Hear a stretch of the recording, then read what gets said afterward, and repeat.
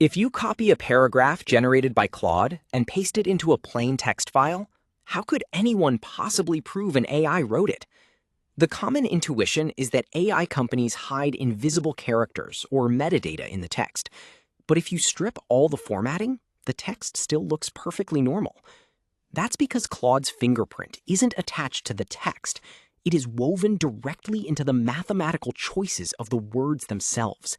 It's a technique called statistical watermarking, and it allows Anthropic to prove provenance without degrading how smart the model is.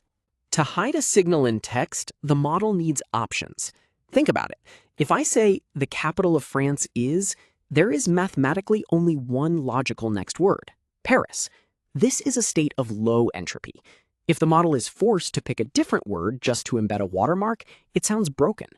But what if the prompt is the best way to cook a... Now the model has high entropy.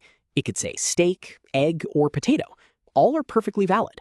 Statistical watermarking only works when there are multiple good choices.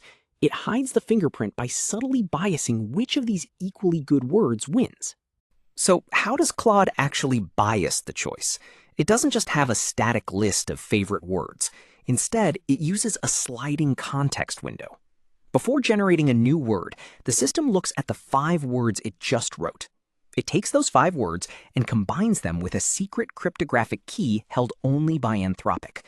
This combination generates a unique pseudo-random number called a seed.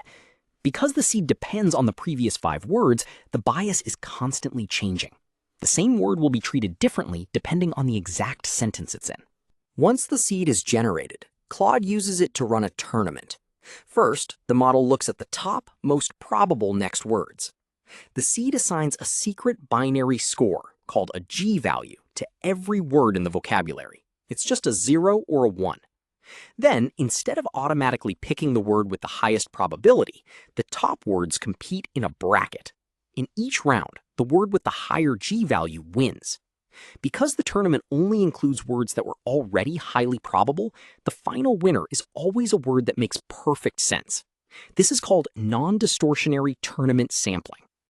If you look at just one word, a G value of 1 means nothing. It's a coin flip. But over a long text, a pattern emerges. To detect the fingerprint, Anthropic uses their secret key to recalculate the G values for every word in a document.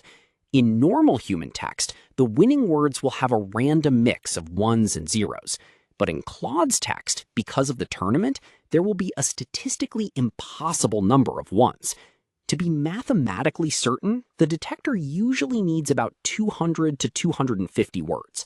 At that length, the fingerprint survives copy-pasting and light editing, though heavy paraphrasing or translating to another language will break the chain. Beyond complying with regulations like the EU AI Act, this invisible fingerprint solves an existential problem for AI companies: model collapse.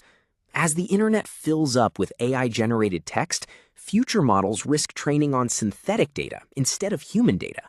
Over a few generations, this causes the AI's intelligence to degrade.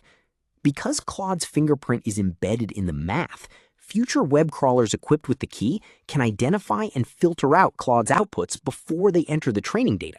It's a non-distortionary shield that protects the integrity of future models, all hidden in the spaces between the words.